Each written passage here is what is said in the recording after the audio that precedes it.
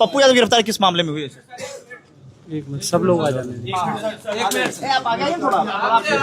वहाँ दे तो दिया था स्टेटमेंट, आप लोग नहीं ले पाए। नहीं, यहाँ से थोड़ा एक दे दीजिए।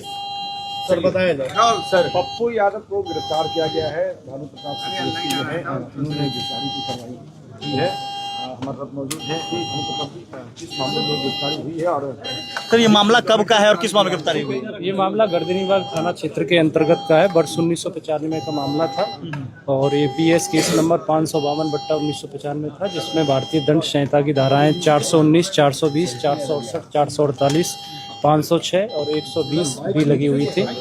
और इसमें माननीय न्यायालय द्वारा अटैचमेंट टू प्रॉपर्टी यानी कुर्की के लिए निकाला गया था और इसमें कहा गया था कि इनको प्रोड्यूस किया जाए और उसी को माननीय न्यायालय के आदेश की अनुपालना इसमें की गई है। और इनकी विधिवत गिरफ्तारी इनके आवास से कर दी गई है। और गिरफ्तारी में थोड़ा टाइम लगा क्योंकि जो समर्थक थे उनके द्वारा धक्का मुक्की भी की गई थी, तो उसकी वजह से डिले किया गया और मेडिकल एग्जामिनेशन के लिए लाया गया है। जैसा कि उनके द्वारा बताया गया है कि वो मेडिकल ट्रीटमेंट पर रहते हैं, जनरली कुछ दवाइयाँ वो लेते हैं, तो उनकी दवाइयाँ भी साथ ले ली गई थी, उनके केयर टेकर को भी साथ में ले लिया गया था। अभी मेडिकल एग्जामिनेशन चल रहा है एज पर लॉ के हिसाब से और आगे इसमें फिर इनको थाना ले जाया जाएगा और फिर उसके बाद माननीय न्यायालय में। समर्थक कह रहे हैं कि पप्पू यादव जी को चोट भी लगी। उसमें स्पष्ट है, प्रोसीजरल लॉ जो होता है उसमें पुलिस अरेस्ट करने के लिए उनको कभी भी जा सकती है। अगर वारंट निकला हुआ है किसी के नाम से या कुर्की निकली हुई है एक आरोपी तो कभी भी जा सकती है।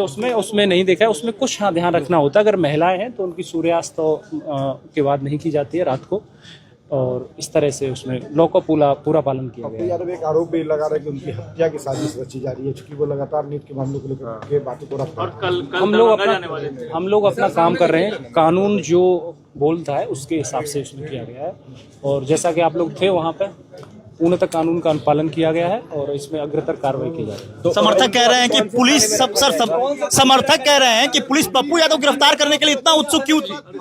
कौन से थाने में रखा जाए ये पुलिस डिसाइड करेगी लॉ एंड ऑर्डर के दृष्टिकोण से कौन सा थाना ठीक रहेगा। ये आप हम लोगों का विषय है, इसको आप करने दीजिए। आपको ब्रीफ कर और कोई मामला या फिर सिर्फ एक ही है?